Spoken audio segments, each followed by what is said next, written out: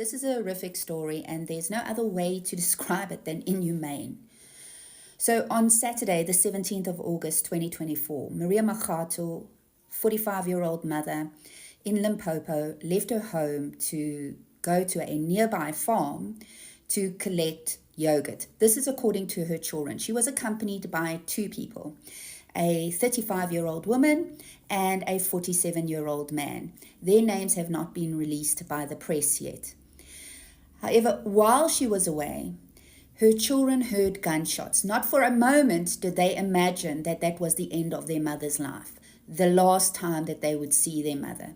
Here's the story. There are two versions of the story. The first one is that Maria's family actually reported her missing and the police went to look for her on this farm. The other one is that the 47-year-old man that was accompanying them was also shot, but he managed to get away and go and get help. So when the police got to the farm, a horrific scene was awaiting them, because when they looked in the pigsty, they found the two badly decomposed bodies of the two women, and the pigs were already eating them. Both women had been shot. Now, on Wednesday, the 21st of August, two suspects were arrested, the farm owner, who's 60 years old, and a 19-year-old employee. Now, according to the farm workers, they didn't feed the pigs on the Sunday or the Monday, and that's why they only saw the bodies on the Tuesday, which there are questions around that too. However, the two suspects are in court today, and the charges are 2 counts of murder and 1 of attempted murder. Maria's brother, Walter Matola, is obviously devastated by the loss of his sister. However, the family is not only calling for justice for Maria, but for other victims of farm killings in Limpopo province. Oh, thank you so much. Thank you so much. I don't know what I can do, but I just really like to thank you for what you did. Oh, I don't know anything. Thank you so much. So the campaign is still running for another 5 days. Yes, and hello guys, welcome back to my channel. Now, these are some of the stories that would just make you so upset. I remember there was a bit of controversy surrounding this whole entire story. A lot of people were even bringing up the Bafana case. If you guys remember, this boy allegedly, I'm using the word alleged because the case is still in court, and sadly he has not been convicted or sentenced as yet, so we are forced to use the word alleged. This boy allegedly murdered this white lady and undressed her and wore his clothes. Luckily, there was a CCTV footage that showed him when he was walking past, I think it was a restaurant if I'm not mistaken, but yeah, and he gave a very weird explanation as to why he was wearing her clothes. But yeah, a lot of people were bringing his case and comparing it to this one. People were complaining and voicing out why is it that this black criminal, his face was displayed to for the public to see, for the whole world to see, but these white criminals, their identities are being protected by the media, so I'm glad finally their identities have been revealed and they are exposed. Now, if you missed the story, because there are some small details that Bianca did not mention in this particular video, but basically one is a Zimbabwean lady and then the other one is a South African lady, and community members that are in poverty, most of them, they go to nearby farms and get some dairy products, and unfortunately for these two women, they did not know they would be killed and fed to the pigs. Luckily for the man who accompanied them, managed to escape after being shot. Their families noticed, no man, it's been a while since they left, let us go and check. They went with the cops only to find their bodies with Pigsty.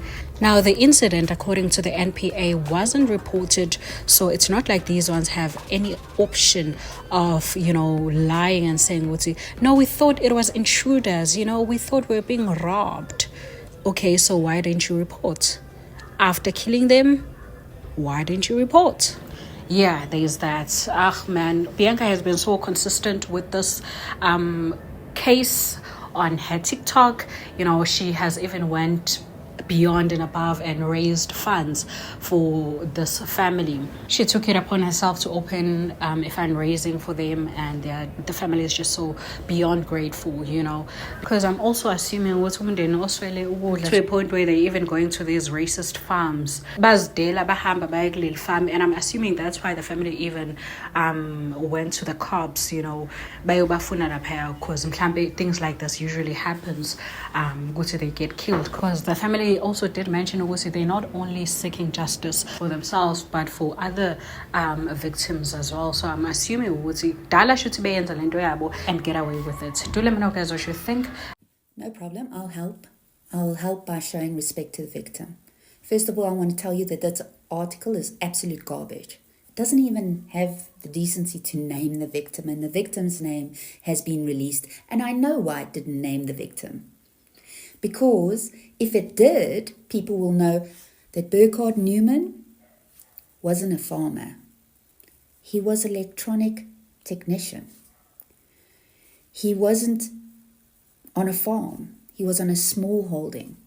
He was renting a flat from people on the small holding. His landlord actually found him. He died a vicious death, yet we are lying about him. Why? How do you know that the perpetrator of Burkhard Newman's murder is white? The police haven't made any arrests. Now, I think your issue is that you're quite happy that disinformation gets spread. You do not realize how disrespectful it is to the victim. You also don't realize how disrespectful it is to the family and friends of the victim. And that's a problem. And you're right, I do mainly cover crime that is committed by white people. You know why? Because their victims are also white. And often in the white community, what happens is we sweep it under the carpet, and a lot of perpetrators walk around for years. With that white farmer story, they were definitely pushing that Elon Musk propaganda. Remember when he was on this venting spree online talking about these white genocide against white farmers in South Africa, yada, yada, yada. But he will never dare comment on such cases where farmers are killing people. And most of them get away with it. He's nowhere to be seen, he's nowhere to be found. And he will not dare comment on such because it doesn't fit the narrative. It doesn't suit the propaganda that's trying to spread online. One white farmer was killed. It's genocide. Thousands of black people killed by white farmers. Oh, they're probably intruding. Oh, they're criminals. Oh, all sort of excuses. Criminals are criminals. If a black person commits a crime, that's a criminal. Same as a white person. If he commits a crime, he should be treated nothing less than a criminal. Do let me know, guys, what you think in the comment section down below.